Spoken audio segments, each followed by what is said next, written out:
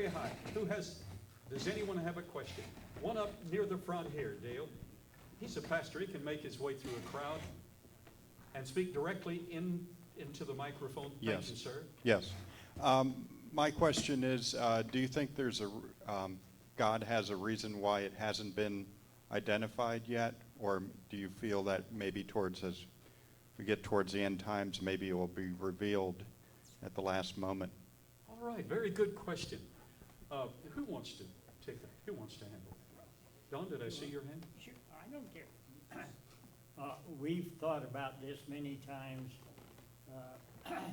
We want it in our own timetable, that it has to be done now. But this is just my personal reason is that it's going to be saved for the appointed time. I've had many people come up and said and tell me that when we see activity on Mount Ararat, and this is confirmed, we're there in the end times, and that we better get our act together. I'll mention one other thing. I was flying to Corpus Christi, Texas, out of Albuquerque, and I normally don't talk, and there was a scientist from Sandia Base seated beside me, and we weren't taking off, and all of a sudden, he started in conversation, and he asked me, he said, well, what are some of your hobbies, things that you do? And I said, well, I'm one of those nuts looking to verify Noah's Ark. And he said, you're a doctor and you believe in the literal Noah's Ark? And I said, yes, of course, it's a real event. He said, you're supposed to be an educated man, you can't believe in that. That's what I told him, and it just came out. It has to do with your question. I said, do you believe there was a real man named Marco Polo? And he said, well, of course, yes. I said, did you ever meet him? And he said, he died, years ago. I said, I know, but you believe in what he wrote? Oh, yeah, that's historical. I said, well, if you would read on further, you'll find out that Marco Polo, it was brought out here, was at the base there of Mount Ararat and tells about the Ark of Noah being on Mount Ararat. He said, is that right? I said, that's right, you check it out. He turned and looked down at his feet, quiet for about 2 minutes. Then he turned to me and he said, if you guys find that thing, I'm going to get my act together. Let's give a hand to that. That's great. That's great. That is But great. it's God's timing, and everything in the Bible is by faith. I don't think any of us have to touch it to know that it's real. It's in the Bible and it's real. But there are some scientists that we work. They said, if you'll bring me a piece of it, I hold it in my hand, then I'll believe it. Not true. There were some who saw Lazarus raised from the dead, some believed, and some didn't. Oh, by the way, I hope everybody has gotten your copy of the Ed Davis story. It's there. You got to pay for it, but it's there. All right, another hand. Yes, right here. Dr. Ball, I'm curious if the old Army Air Corps, NASA, and today's U-2 satellite, if anything been declassified that are in government archives that may be images that help support all of the scholarly work being done, and if so, has it been looked into? Okay, a number of us over the years, like I could name some persons who have connections. The government will not get involved. NASA will not get involved. It's politically incorrect. It's termed religious, and it's counterproductive politically, so they will not get involved and will not permit their employees to do so. We know a few stories where people have lost rank simply because they talked about it. So NASA per se is not interested in that. There were two scientists who were interested, but they were not able to talk about what they saw, even though it was declassified, because once they talked about it, it would be reclassified, because it's a hot potato. It will change geology, anthropology, sociology, change the history of the world. So the government or governmental agencies across the board are forbidden to essentially get involved.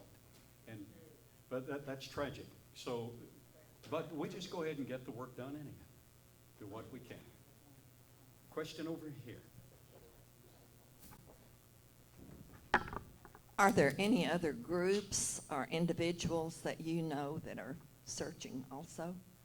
Yes, I'll answer that, and then we'll get to letting them. We deliberately, as a panel of speakers today, decided not to discuss any of the others who were, the Chinese, for instance, are so sincere in what they're doing. And they've built a full-scale replica, and we're very thankful for that. But all of us know they're on the wrong track on Ararat, so we did not want to in any way criticize them. They've multiplied millions of dollars, and let's hope that even though they're on the wrong track, let's hope they stumble over it anyhow. So we want somebody to find it.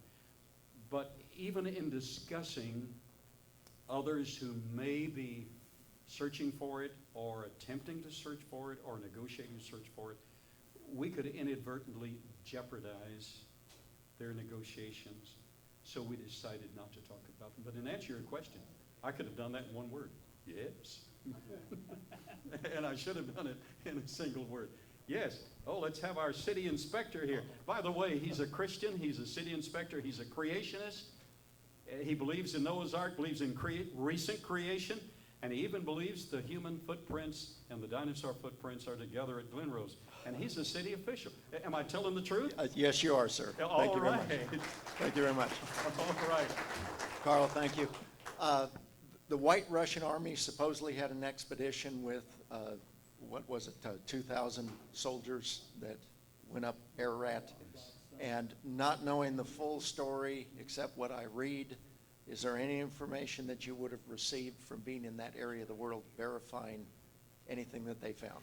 Okay, and you're speaking of the expedition as the Tsar fell, is that correct? Correct. Some of you are better scholars. I think probably Alfred or John would know.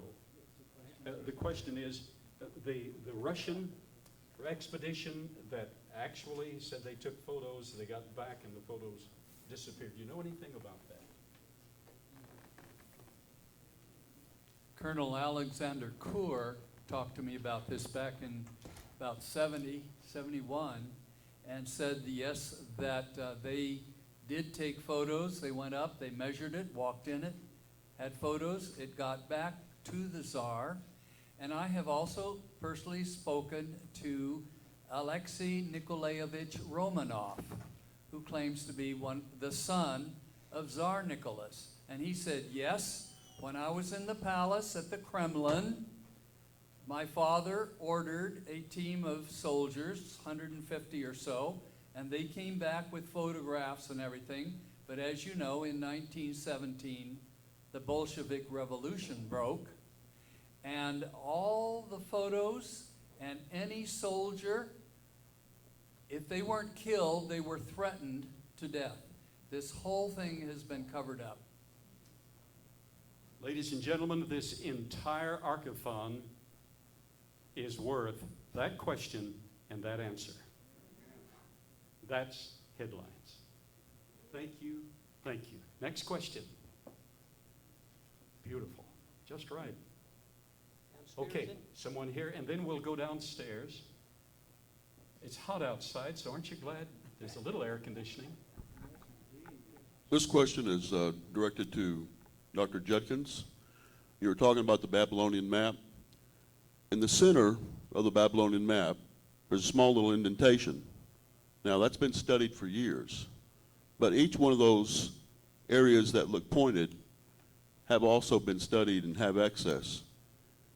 Is it plausible to believe that that indentation could possibly mean that that could be the center of what was considered their world, and one of those pointers could be pointing directly to Ararat in a northeast direction? These are good questions. Okay, the Babylonian map, we don't know what that center dot means. I would agree without really knowing that that would be the center of their world.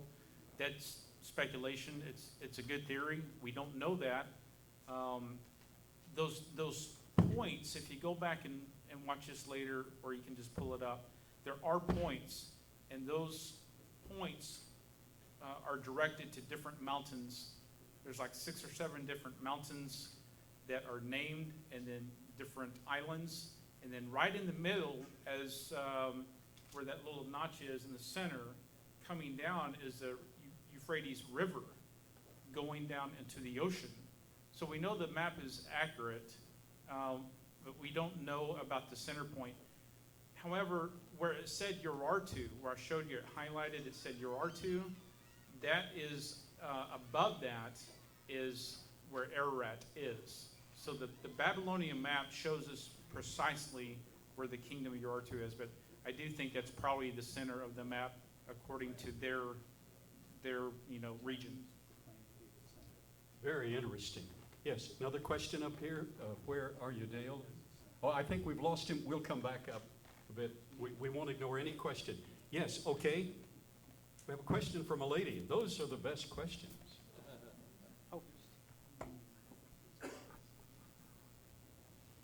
No, another gentleman. Thank you, sir. The information on the muscle or whatever it was that they found, have they done a DNA check on that? Okay, that would be Bruce Hall. Let's get you where the camera picks you up. I'm trying to stay out of your way. It's more difficult all the time. Your question was further testing on the muscle? No, we have not. No, that's what I showed today is just the preliminary from SEM, and so our next step is getting the funding to go forward with more testing, so we can get DNA. We'd like to know what type of muscle is it. I mean, I think we all in this room. I tell you, even Aaron said it. Kind of the last thing we expected from this sample was to be flesh. I mean, really. We were not expecting that, but we're excited about it and hope to see what it comes out to be.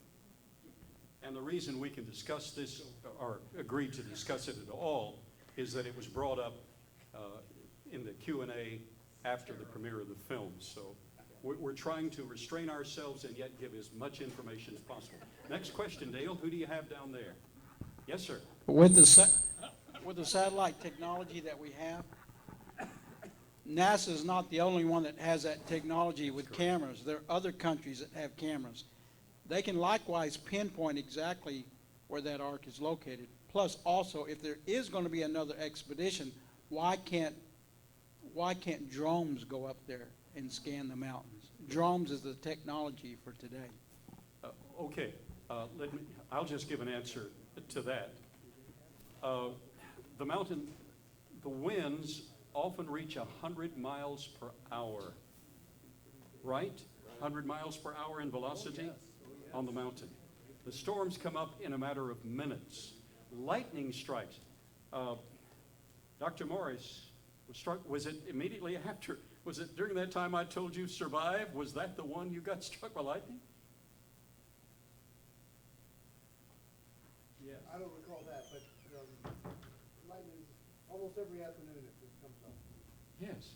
So what is normal for us is not possible on Ararat. Plus, as some of the speakers mentioned, these areas are covered sometime at 250 feet of ice and snow.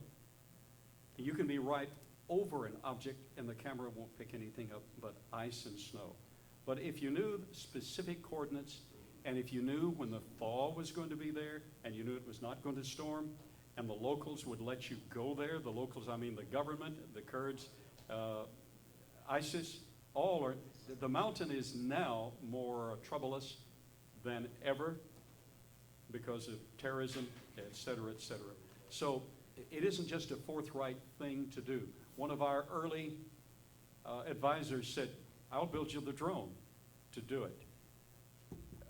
but the drone was not practicable. And the government will not release information. It's extremely sensitive. Very good question, and we've tried to anticipate those things. Yes. To add to that real quick, when we were there, we actually took 2 drones into Turkey. A smaller one, a smaller drone for part of the filming, and a large drone, a professionally large drone.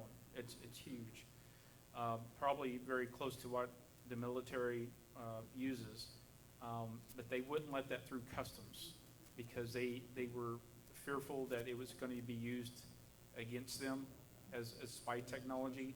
So and it's too close to the borders. So they would not allow us to use, they wouldn't even get it through customs. We had to leave it there. We did get the smaller one in, but one day we were right about 2 miles from the Iranian border, and we were flying the small drone, and they said, y'all got to get that down right now because there's guard towers and they can see you, and if they think you're spying over the border, they will shoot without asking questions. So it's very, very problematic. Yes. It's the most sensitive enterprise going. Okay. Yes. Over here, Dr. Ball. Where's the mic? Oh, okay. I know you, Dr. Malone. I know you. Thank you. Is Dr. Judkin's team, who did the latest expedition, and your sighting at the general same GPS coordinates, or are those 2 different locations? No. Ours is in a very treacherous, extremely treacherous area, essentially inaccessible. They had other reasons to go where they wanted to go. I mentioned to Mr. Bright, our participation, but he had other plans. They were not the same locus. We don't know for sure where it's located. Quite a few different pieces of evidence. We really don't. We just have evidence it's there, and when somebody locates it, it'll be confirmed, not discovered. Did I get that through earlier? Okay, good. Next question. Hello, Now Dr. the Ball. ladies' question. Here's one. Based on the findings and evidence and, let's see what else, the adventure and the hard work that's been done, Alan Searson and anyone else who's going up there again, how are you going to strategize? What's the first plan maybe for the best results? Okay, since you know you're in trouble before you get on the airplane, what are you going to do? Well, we have a pretty quick, I guess a soon strategy will be to get a member of our team and possibly a guide up, or a 2-member team to take photos and videos up there. We were going to aim for this late August, September, when the best melt back is. The situation over in the mountain right now looks bleak. They're not doing any tours or anything. If it lasts through, what I understand, if it lasts beyond this month into next month, it's probably going to cancel out some opportunities that not just my team, but other teams maybe had for this summer. So we may have to readjust and look at doing the same thing next summer. But what you talked about, doing it safely, efficiently, I think our best opportunity is going to be to stay small, get good mountaineers that can go up there that also can, I guess, handle framing something in a camera. If they get close enough to the target object and area we're looking at, then they'd be able to get quite a bit photo, videoed. And one that we're aiming at is someone who would also have journalism capabilities to be able to document and record what we see. And then it's, as other teams have done, they go and they say, here's our evidences, now can we add to our team, maybe take a 4-member team later on, or twice as much, just depending on what permits and such that you can get. And again, that's complicated with the fact that every season changes and every year changes. And what you could access last year, you may not be able to access this year. Plus, the glaciers shift. And currently, it's a one-way trip. You don't come back, currently. And these men know that. Yes. A very basic question that I've had since I first heard about Noah's Ark possibly being on Mount Ararat is that there are many mountains that are taller and just basic logic, even as a child, I would think that Noah would want to land on the tallest mountain first that would be above the water. Now, since then, I've learned that the mountains were pushed up. So the tallest mountain today, Mount Everest, it's been reported there's seashells at the top. And then what was very interesting to find out that Mount Ararat is the second largest landmass on Earth, and you reported it's the largest mountainous mass on Earth. Largest mountainous landmass. So has any analysis been done of the geology to possibly show, and how biblically reasonable is it to expect that Mount Ararat was the tallest mountain at that time, and later on, other mountains became higher? Good question. We'll go to our geologist here.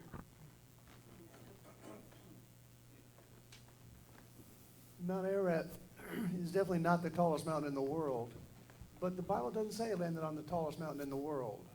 It came to rest on the mountains of Ararat.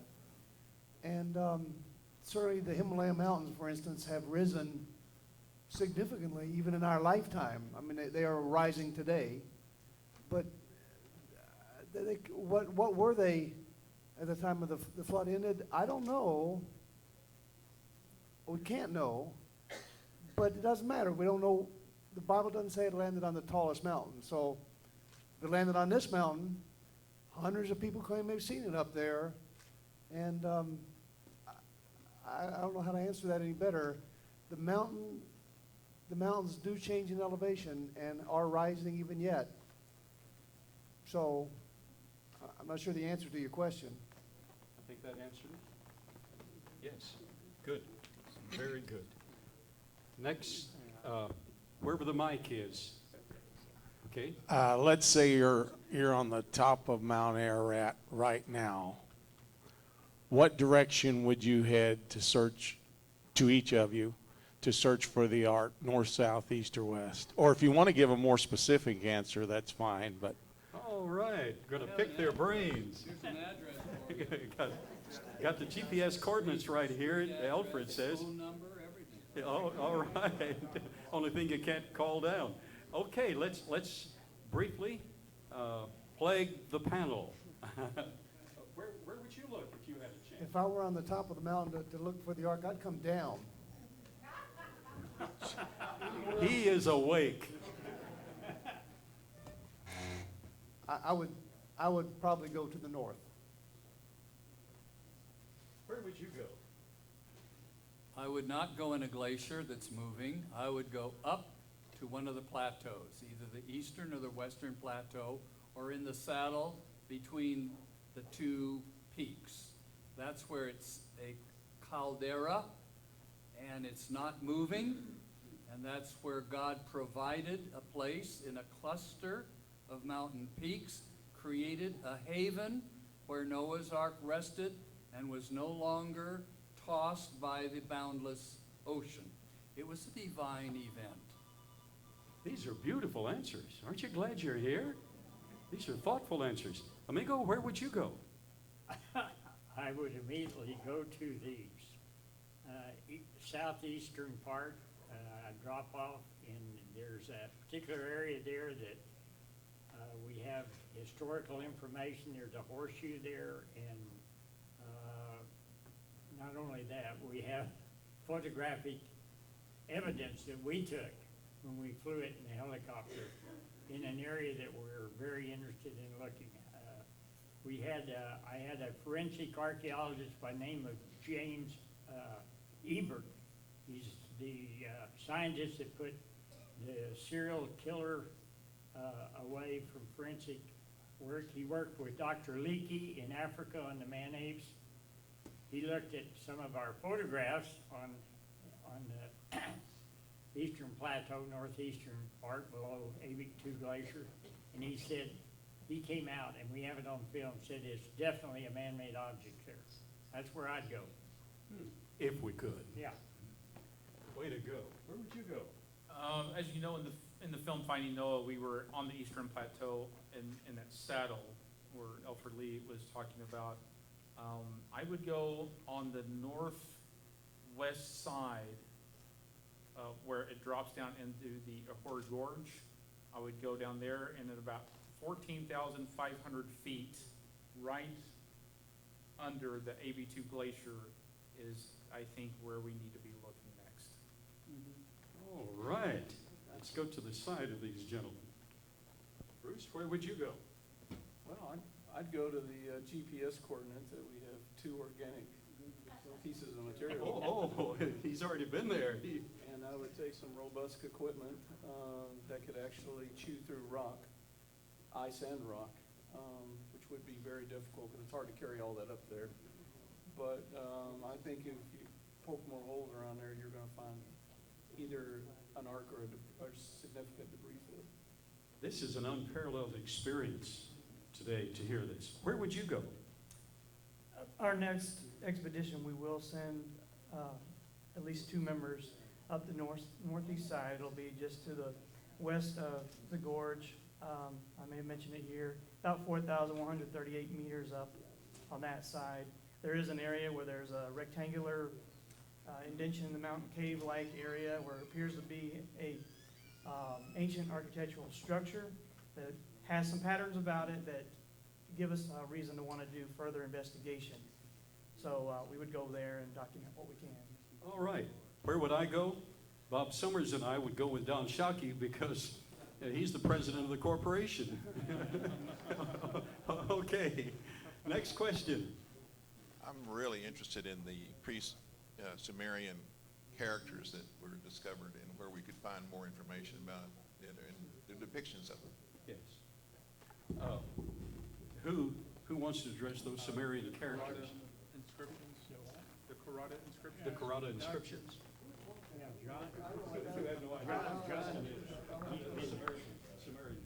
Sumerian characters you talked about this morning.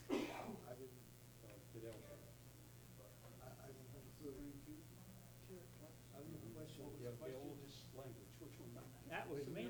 That was Amigo Don talked about that. What was the question?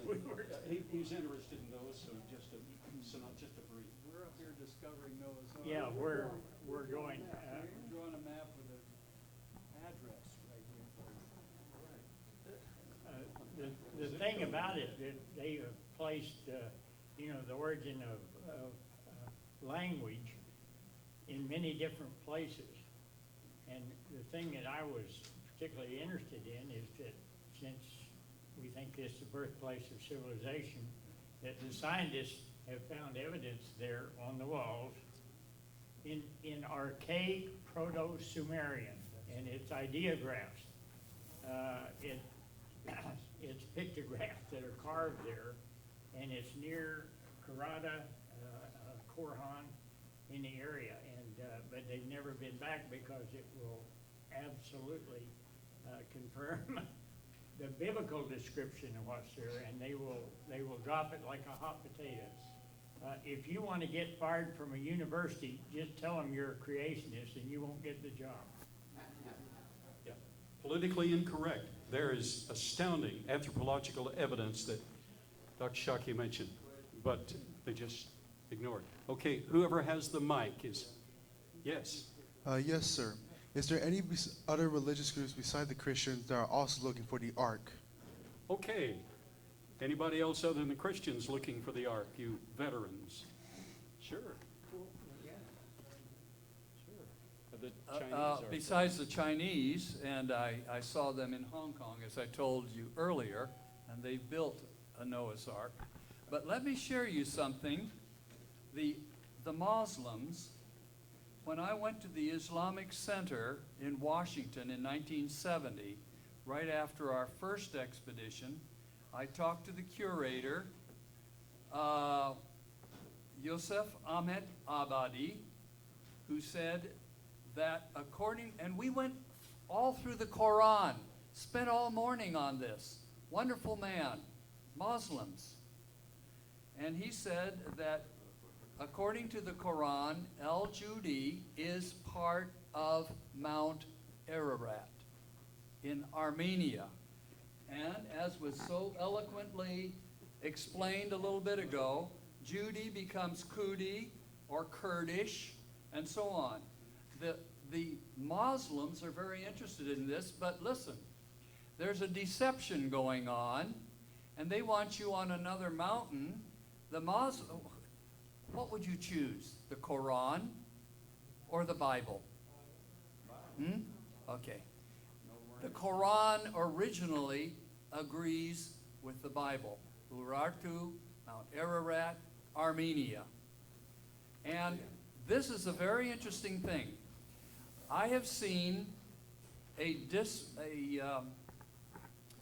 demonstration on a video, and I have that, where you take the Hebrew word for God, Yahweh. You know, it goes from right to left. Yahweh. The heavy part of the Hebrew text is at the top. All the words hang like on a clothesline. Have you noticed Hebrew? All right. Yahweh. You take that word upside down and backwards. Do you know what it says in Arabic? Allah. Think about that. Allah is the God of Israel, upside down and backwards. In other words, it is a counterfeit. It is a deception. Worship Allah, Allahu Akbar, and then they kill you. Is that the God, our God? No, it's not the Creator God. It's not the God of love. Very well stated. In partial answer to your question, as we were negotiating this lease and this business arrangement with the officials there in Ankara,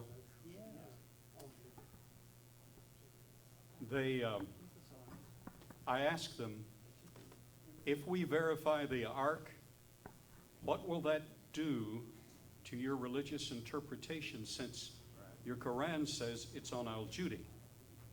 And they answered immediately, we are prepared to say that Al-Judi is an extension of the mountains of Ararat. And that's essentially what you men are saying. And they said they're prepared to do that, but they were not prepared to do that in advance. Dale, where are you with the mic? The mic's on the front row. All right, you finally got it. Pardon me, I hesitate to ask this question. Hold just a moment. Yes. I think they want to give a further answer to the last. Let me come out a little bit, tell a little story. I was in Dole Bayazet there waiting for permits to clear, and somebody knocked on the door, and there was a man dressed in a full Muslim priest outfit. He says, "Come with me."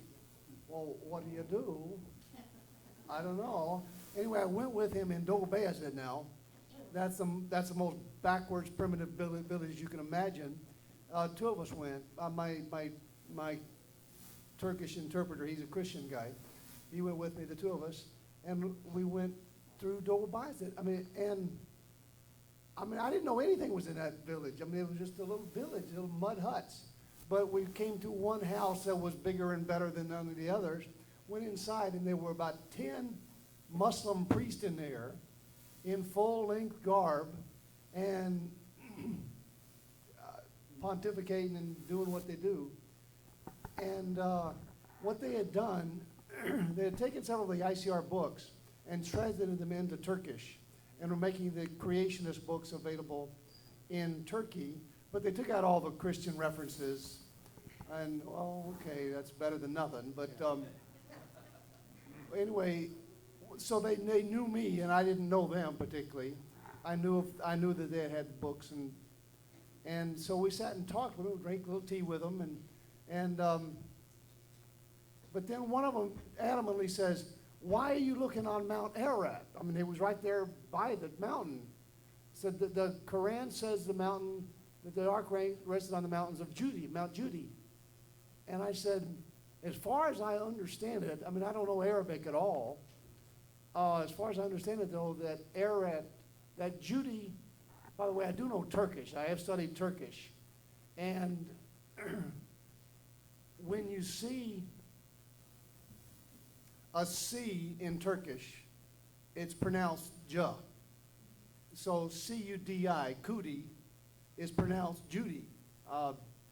I keep trying to tell my my American friends that, but it's pronounced Judy. C is pronounced J. Yeah.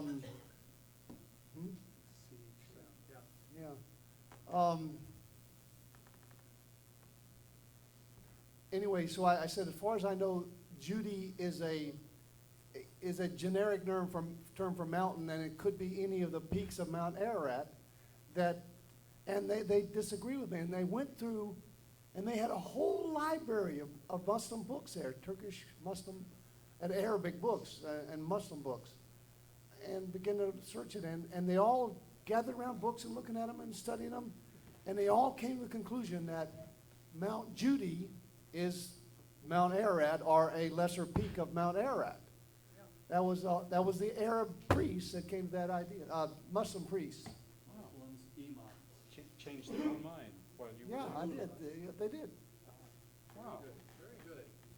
Very good. Now, the new question, sir. Yes, sir, I hesitate to ask this question, but I'm going to do it anyway. Where the Ark is located now, we were talking about a gorge there, if I understood. Could the ice be sloughed off into that gorge to help uncover the Ark? The mountain is so voluminous, it is impossible to imagine how deep the gorges are, how treacherous everything is. Logistics for us and for our Army Corps of Engineers, we have Captain Jackson here, who's a part of that, and he helped in that part of the world. Logistics for us wouldn't work. Those are extremely hostile circumstances. I understand. Well, with my experience in explosives and military and oil field, you can chip off a foot of ice at a time to get down to it, but I didn't know if there was any place to go to it or if they would even allow explosives in there. Oh, they wouldn't allow explosives in there. Good question. Everything's against No you. fun, are they? But when the Lord's ready, as the gentlemen have indicated, it'll be his time. Dynamite question. Yes, I would like to ask my husband, Dr. Shockey. I believe there was an area in Turkey from which it would be most advantageous to spread a new population throughout the world when Noah got off the ark. Would you want to address that? I already answered that earlier. You weren't here. If you did, I was out at the moment. I'm sorry. Yes, some scientists that they weren't believers, but they thought, suppose there was a real total worldwide flood that destroyed all animal life, all life, and where would you start geographically to distribute mankind and start prodigy again? And they put in all their calculation. I told them earlier that they came out and they said it was about 15 miles due west of Mount Ararat. And that's when I told them they were 15 miles off. Very good, very good. Next question. Yes, Hugh, all the way from Columbus. Okay. Well, there was an Italian team of, I think, 2 men and a donkey that went up Mount Ararat in December, about 4 or 5 years ago, without getting permission, just went up. They took movie pictures, and they came across a piece of wood, a long piece of wood, on the other side of a gorge which they could not get to. But they have movie pictures on the internet. Now, can someone verify whether this team, marvelous team of two men and a donkey, really did this? You guys remember this? I've seen it on the internet. I've got a copy of it. Do anyone know of that? That's news to me. Do you know? Without permission? No, we always had permission. Hugh, I don't know the story, but I do know that when the eye of the bird was first discovered from the air, You know the eye of the bird? No, the eye of the bird. Well, the American that was looking at it from the helicopter, he says, what is the dimensions here? He couldn't really tell from where he was. So he had a 25-foot pole in the helicopter. It was a stadia rod. It was a measuring rod. And he threw that out into the snow, so at least have a 25-foot measurement. But it just disappeared in the snow. And that was found a few years later, 5 years ago or so, by a group that was wandering around that site, and they found this 25-foot rod. What is that doing up here? And that's the best answer I got. I know where the wood came from, but I don't know the story that you're telling. Well, this was a solid beam, and it reminded me of Carl's comment about seeing one from a helicopter, but it was impossible to get to it by foot. And these Italians seem to have confirmed what you just said, only they were closer to it. They were with a team. I mean, 2 men and a donkey. So I'm curious as all heck about that, okay? Well, it just goes to show you can't believe whatever you read see on the internet. Yes, but we'd like to know more about it. Yes. Next question. When we're considering the cubit, it seems to be relative to the measurement between the middle finger and the elbow in most cases, unless it's a royal cubit or other. Is there any hard, fast evidence on the actual dimensions of the ark? We know the ratio, but we just know ratio. We don't know how long a cubit is. Yes, Carl. And if we have the absolute measures, that tells us maybe the actual length of the fingertip to the elbow, and that may prove that Adam and his progeny were 8 foot, 10 foot, 12 foot tall people, and then all of the architectural feats which have been attributed to supernatural help or rock creatures in the most recent movie would actually be accomplished by humans, which by routine were giants. Well, and we all agree with that. And this gentleman, this veteran, wants to answer that. George Hagopian helps us on this. When he stood on the ark and looked in those 50 holes, he said that the windows were about 3 feet high. God told Noah to finish the ark, the windows, a cubit high. There it is. Your cubit is 3 feet. All right? And anyway, I'll let someone else talk. No, go ahead if you have more. That increases the size of the ark. Oh, thank you. Dr. Alzheimer's met me right there for a second. Old-timer's disease. But as I was sitting and taping George Hagopian and drawing from his personal witness, he said the ark was from here to the house. That was 1,000 feet long. Okay, 450 feet, a cubit, 18-inch cubit, times 2 is what? 900 feet, about 1,000 feet. So there you have it.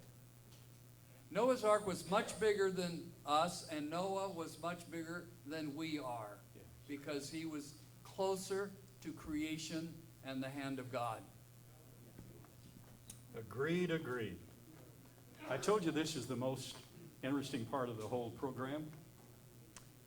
Okay, years ago I'd heard that NASA called it the Ararat anomaly, and that they used the Ararat anomaly to calibrate their satellites.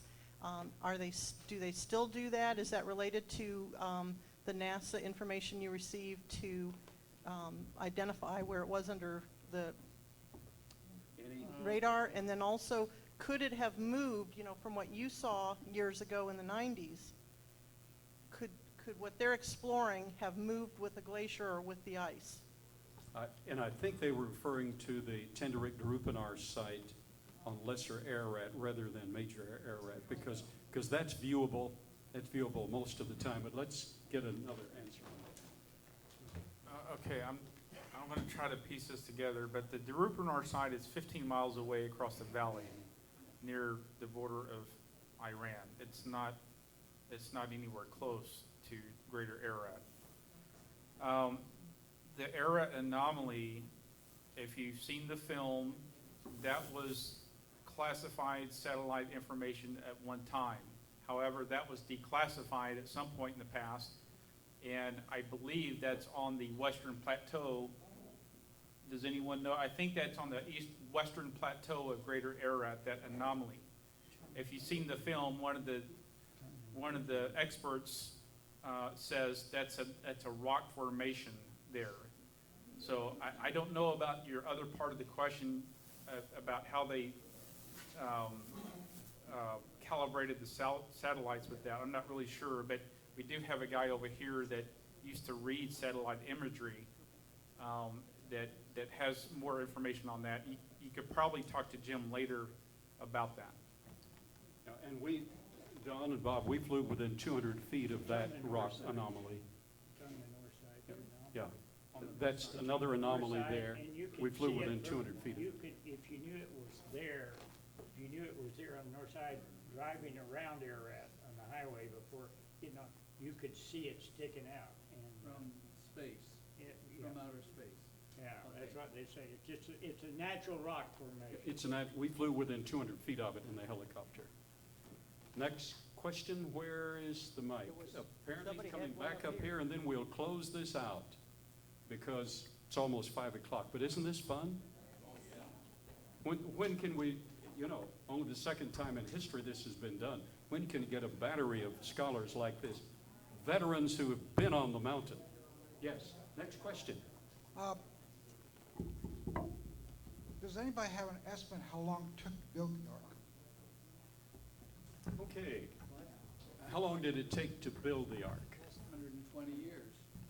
And John, by the way, John Woodmarappy, for the 25th, to celebrate the 25th anniversary of Institute for Creation Research, produced the most formidable and accurate study of feasibility of the Ark. And we ordered special copies just for today, Ark feasibility study, and he addresses much of that. But who would like to answer that question directly? There is, of course, no answer to that question. It's what it is. But we do know from the Bible that there was 120 years before God promised that the flood was coming until the flood came. It was 120 years. It doesn't say he started building the Ark at that point. But, maybe it was, I don't know. You can calculate based on some reasonable assumptions how long it would take to build the Ark.